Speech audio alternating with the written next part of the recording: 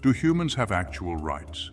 Are they inherent to human existence, or are they mere constructs of human imagination? For centuries, philosophers and revolutionaries alike have invoked the concept of natural rights to justify political change and moral claims. However, one thinker, Jeremy Bentham, dismissed this idea with scathing critique. He famously called natural rights nonsense upon stilts, rejecting them as abstract and dangerous. In this video, we will explore Bentham's detailed critique of natural rights, breaking it down into 5 key principles that define his perspective. Bentham's most famous critique of natural rights is encapsulated in his phrase, nonsense upon stilts. To Bentham, the idea of natural rights, rights that exist independently of government or law, was not only flawed but nonsensical. He argued that rights cannot exist in a vacuum. They require a legal framework to have any meaning or enforceability. Without laws or institutions to back them, rights are, as Bentham put it, simple nonsense. Furthermore, by calling them upon stilts, Bentham emphasized their exaggerated and lofty nature. He believed that proponents of natural rights elevated these abstract ideas far beyond their practical utility, turning them into tools of political rhetoric rather than grounded principles of governance. For Bentham, rights must be practical and enforceable, not abstract ideals divorced from reality. Bentham's second principle is that rights are not natural but legal constructs. He argued that all rights are created by laws, and without a legal system to define and protect them, rights simply do not exist. This idea stood in direct opposition to philosophers like John Locke, who believed that natural rights, such as life, liberty, and property, were inherent to human beings by virtue of their existence. Bentham's approach was pragmatic. He believed that laws, crafted by governments, were the source of rights. These rights could then be enforced and protected within a societal framework. For example, the right to property only exists because a legal system defines what property is and enforces its protection. In Bentham's view, natural rights lacking this legal foundation are meaningless. The third principle of Bentham's critique is his assertion that abstract rights are not only nonsensical but also dangerous. Bentham was writing during a time of great political upheaval, the French and American revolutions. He saw how appeals to natural rights fueled revolutionary fervor, often leading to instability and violence. To Bentham, the ambiguity of natural rights made them ripe for misuse. What does it mean to have a natural right to liberty or property? Without clear definitions or limitations, these abstract rights could be interpreted in ways that justified rebellion, anarchy, or even tyranny. Bentham believed that relying on such vague concepts undermined the rule of law and jeopardized societal order. Instead, he advocated for concrete, legally defined rights grounded in utility. The principle of achieving the greatest happiness for the greatest number. Bentham's fourth principle offers an alternative framework, utility. As the father of utilitarianism, Bentham believed that the legitimacy of rights must be judged by their ability to promote the greatest happiness for the greatest number. In this view, rights are not inherent or universal, they are tools for maximizing well-being within society. For instance, the right to free speech is valuable not because it is natural, but because it contributes to societal happiness by fostering dialogue and innovation. However, if free speech leads to harm, such as inciting violence, it should be restricted. Bentham's focus was on the consequences of rights rather than their metaphysical origins. He argued that this practical approach was far superior to the vague, moralistic assertions of natural rights theorists. Bentham's final principle is his critique of revolutionary declarations, such as the Declaration of the Rights of Man and of the Citizen during the French Revolution. He viewed these documents as prime examples of nonsense upon stilts, because they proclaimed sweeping abstract rights without providing the legal mechanisms to enforce them. For Bentham, these declarations were not only philosophically flawed, but also politically dangerous.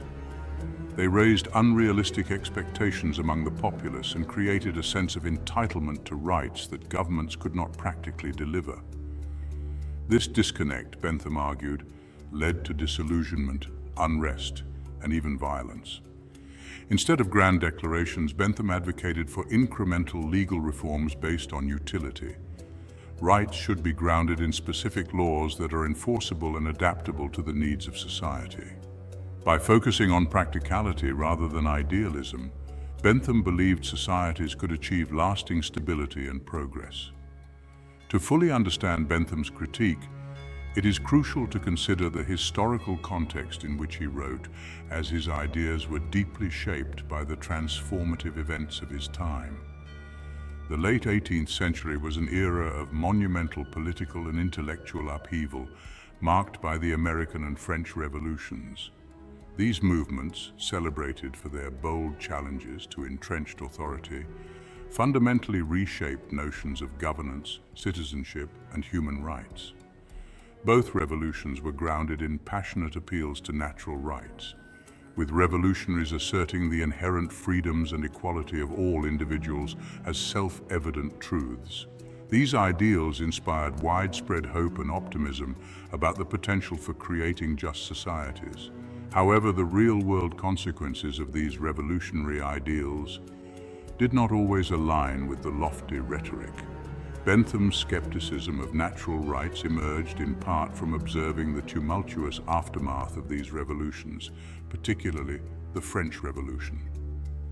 While the revolution began with promises of liberty, fraternity, and equality, it soon descended into the reign of terror, a period marked by widespread violence, mass executions, and political purges. The instability that followed, including Napoleon's eventual rise to power, seemed to Bentham to undermine the very principles the revolution claimed to uphold. For Bentham, these outcomes were not just unfortunate side effects, but inherent risks of relying on abstract and poorly defined concepts like natural rights. He argued that such ideals, while inspiring in theory, lacked the precision and practicality needed to guide effective governance. When taken to extremes or interpreted inconsistently, they could lead to dangerous and unpredictable consequences, as evidenced by the political chaos and social upheaval of his time. In response, Bentham sought to offer a more grounded and pragmatic framework for political and legal thought. His writings emphasized the principle of utility, which he defined as the greatest happiness of the greatest number, as a more reliable foundation for laws and policies. Unlike the nebulous concept of natural rights, utility provided a clear and measurable criterion for evaluating the success of governance. Bentham believed that by focusing on tangible outcomes and practical benefits, societies could avoid the pitfalls of idealism and create more stable and equitable systems. Bentham's critique was not merely an academic exercise, but a reflection of his broader concerns about the dangers of revolutionary fervor and unexamined principles. By advocating for utility, he sought to steer political discourse away from abstract theorizing and toward a more empirical and results-oriented approach. His work remains a pivotal contribution to debates about the role of rights, justice, and pragmatism in modern governance. Another key aspect of Bentham's philosophy is his profound influence on the development of legal positivism, a school of thought that remains central to legal theory today. Legal positivism is the view that laws derive their authority not from moral or natural principles, but from their creation and enforcement by social and political institutions. This perspective challenges the notion that law is inherently tied to morality or universal truths, instead emphasizing its human-made and context-dependent nature. Bentham's emphasis on the legal foundations of rights and his critique of natural law principles laid the groundwork for this transformative way of thinking about legal systems. Bentham's rejection of the concept of natural rights, famously describing them as nonsense upon stilts, was not merely rhetorical but deeply philosophical. He argued that grounding laws in abstract moral or natural principles led to inconsistency and confusion. For Bentham, the authority of law should stem from its utility and its role in maintaining social order, rather than from unverifiable claims about inherent rights or divine mandates. This view shifted the focus of legal theory toward examining the structures, processes, and effects of legal systems rather than their moral underpinnings. Modern legal positivists such as H.L.A. Hart owe much to Bentham's pioneering insights. Hart's seminal work, The Concept of Law, builds on Bentham's idea that laws are essentially human-made constructs, distinguishable from the moral judgments individuals or societies might ascribe to them. Hart further developed Bentham's ideas by introducing the distinction between primary rules, which govern behavior, and secondary rules, which establish how laws are created, interpreted, and enforced. This framework owes its intellectual roots to Bentham's insistence on a systematic and objective analysis of law, free from the ambiguities of moral or natural claims. By detaching morality from legality, Bentham's philosophy allowed for a more empirical and analytical approach to understanding legal systems.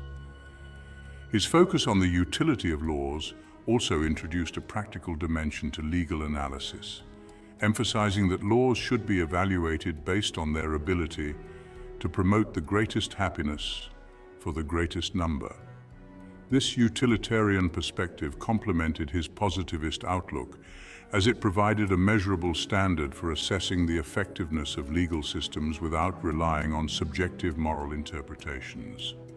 Bentham's influence extends beyond the theoretical realm, shaping how contemporary legal scholars and practitioners approach the relationship between law, morality, and rights. His ideas encourage a clear distinction between descriptive and normative questions about law, what the law is versus what the law ought to be. This distinction has profound implications for areas such as constitutional interpretation, human rights law, and the role of the judiciary in democratic societies. Today, legal positivism remains a cornerstone of legal theory, and its intellectual debt to Bentham's groundbreaking contributions is undeniable. By redefining the way we think about the nature and authority of law, Bentham not only transformed the study of jurisprudence, but also provided a lasting framework for understanding the complexity of modern legal systems. While Bentham's critique of natural rights has been influential and groundbreaking, it has also faced significant criticisms, particularly from proponents of natural law theory and other philosophical perspectives.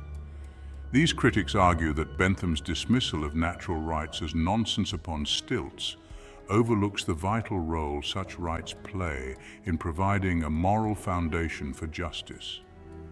According to natural law theorists, some rights must exist independently of legal systems, derived from universal moral principles or human nature itself. These rights, they contend, serve as a safeguard against unjust laws and provide a higher standard to which all legal systems should aspire. Without this foundation, critics claim, laws risk becoming mere tools of oppression, manipulated by those in power rather than instruments of fairness and equality.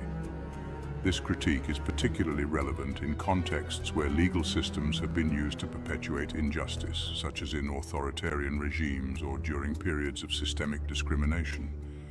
Proponents of natural law argue that without an appeal to inherent rights, there is no moral basis for challenging such laws.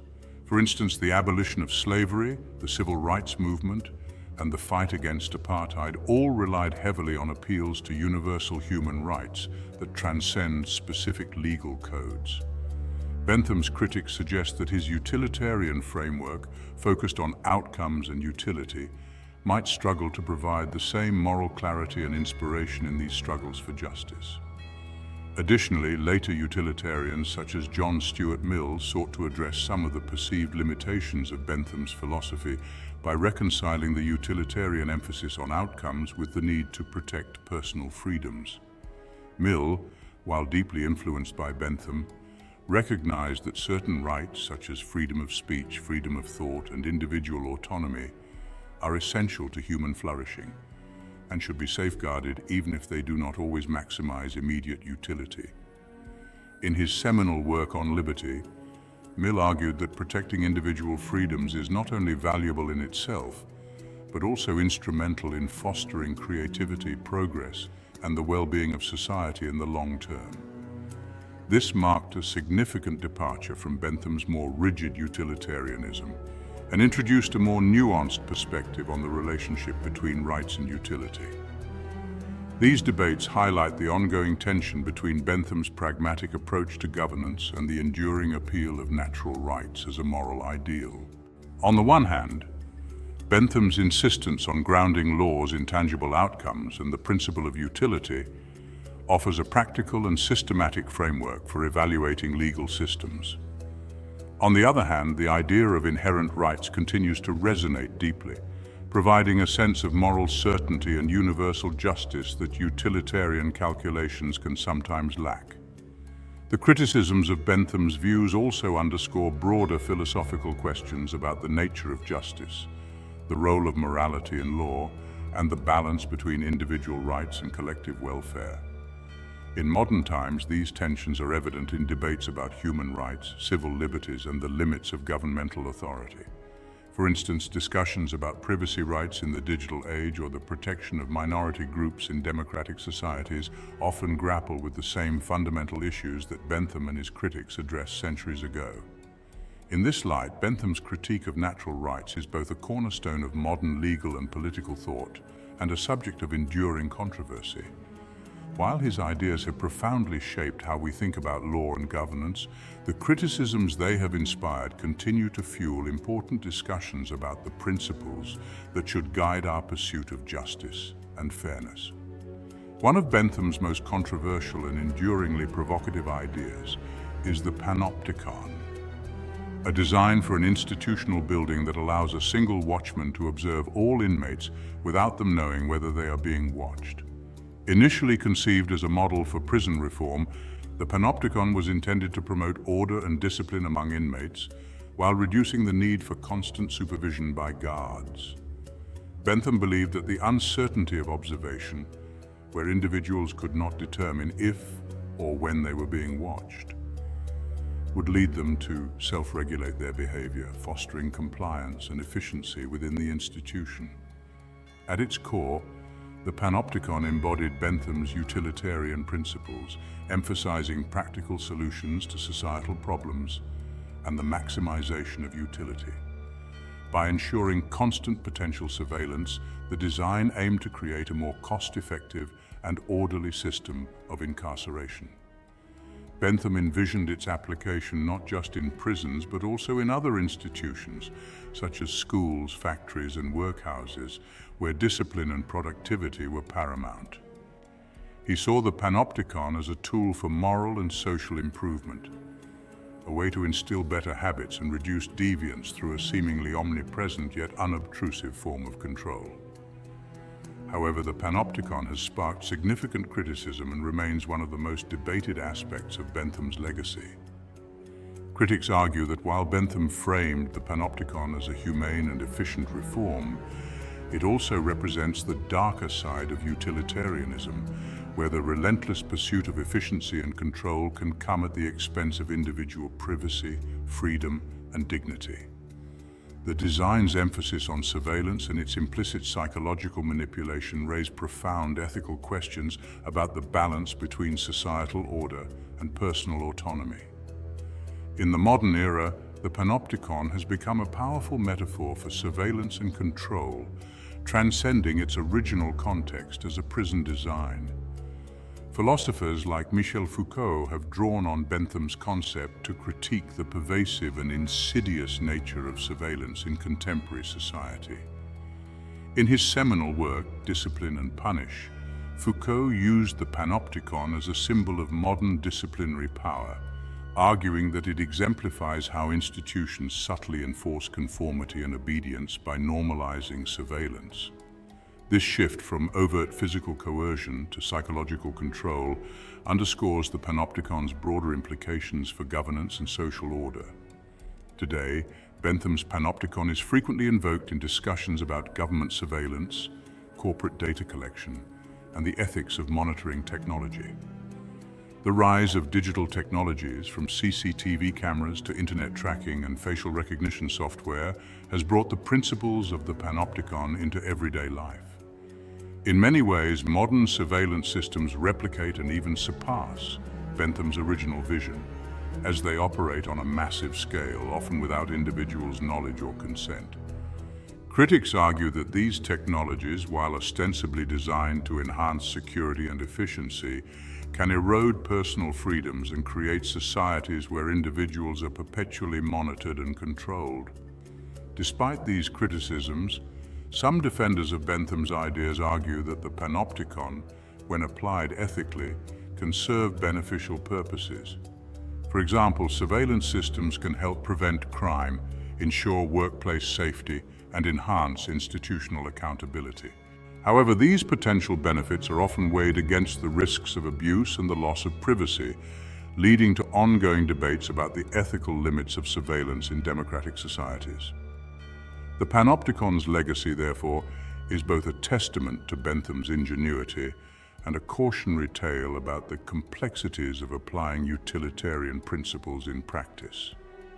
It challenges us to think critically about the trade-offs between efficiency and liberty, order and autonomy, and the role of technology in shaping human behavior. In this way, Bentham's controversial design continues to provoke reflection and debate, illustrating the enduring relevance of his ideas in an increasingly surveilled world. While the Panopticon serves as a stark example of the potential dangers of Bentham's practical applications of utilitarianism, it also brings to light deeper, more philosophical concerns about the implications of his ethical framework. At the heart of Bentham's utilitarianism lies a principle that is both powerful and controversial: the pursuit of the greatest happiness for the greatest number. While this principle provides a clear and seemingly objective criterion for evaluating actions and policies, it also has a darker side, revealing ethical tensions that continue to challenge philosophers and policymakers alike. One of the most significant critiques of Bentham's utilitarianism is its potential to justify sacrifices of individuals or minorities if doing so benefits the majority. Under this framework, the happiness or welfare of a few can be outweighed by the greater utility produced for the many. While this logic may lead to decisions that maximize overall utility, it raises profound ethical concerns about fairness, justice, and the intrinsic value of individual lives. For instance, could a society justify exploiting a small group of people if it leads to widespread prosperity for everyone else? Bentham's critics argue that such a scenario exposes a fundamental flaw in utilitarian reasoning. It risks dehumanizing individuals, treating them as mere numbers in a calculation rather than as beings with inherent dignity and rights. This criticism is particularly relevant in cases where utilitarian principles have been used to rationalize morally questionable practices such as forced labor, discrimination, or even eugenics, all in the name of perceived greater good. This tension between collective utility and individual rights underscores a central challenge for utilitarian ethics. While Bentham's framework provides a pragmatic and results-oriented approach to decision-making, its emphasis on outcomes can sometimes overlook or undermine the importance of principles such as equality, autonomy, and justice. Critics argue that by focusing solely on aggregate happiness, utilitarianism fails to account for the qualitative differences in how happiness is distributed and experienced among individuals. A society where a majority thrives while a minority suffers cannot truly be just, even if the total utility appears maximized. This critique has also informed later developments in ethical theory, including attempts to refine or challenge Bentham's ideas. John Stuart Mill, for example, sought to address some of these concerns by emphasizing the importance of protecting individual freedoms and rights as essential components of human flourishing. Meanwhile, other ethical frameworks, such as deontology and virtue ethics, have emerged in part as responses to the perceived limitations of utilitarianism, offering alternative ways of thinking about morality that prioritize individual dignity and moral duties over outcomes. In contemporary debates, the ethical dilemmas posed by Bentham's utilitarianism remain strikingly relevant. From public health policies to economic decisions, Questions about balancing collective welfare with individual rights often hinge on utilitarian reasoning. For example, should governments impose strict measures that restrict personal freedoms to protect public health during a pandemic, or should they prioritize individual liberties even if it risks greater harm to the population? These questions illustrate how utilitarian principles continue to inform and challenge decision-making in complex, real-world contexts. Ultimately, the darker aspects of Bentham's philosophy serve as a reminder of the ethical complexities inherent in any attempt to create a just and equitable society. While utilitarianism offers a powerful tool for evaluating actions and policies, its application demands careful consideration of the moral trade-offs involved. As with the Panopticon, Bentham's ideas provoke important reflections on the balance between efficiency and morality, the collective and the individual, and the pursuit of happiness and the preservation of justice. Jeremy Bentham's critique of natural rights remains a cornerstone of utilitarian philosophy and a powerful challenge to traditional moral and political thought. By rejecting the idea of inherent rights and emphasizing the importance of legal constructs and utility, Bentham offered a pragmatic approach to governance and justice. While his dismissal of natural rights may seem harsh, his insights continue to shape contemporary debates about the nature of rights and their role in society. Bentham's legacy reminds us that rights are not static or universal. They are tools we must carefully craft and refine to serve the needs of humanity. The question we face today is how to balance the ideals of freedom and justice with the practicalities of law and governance.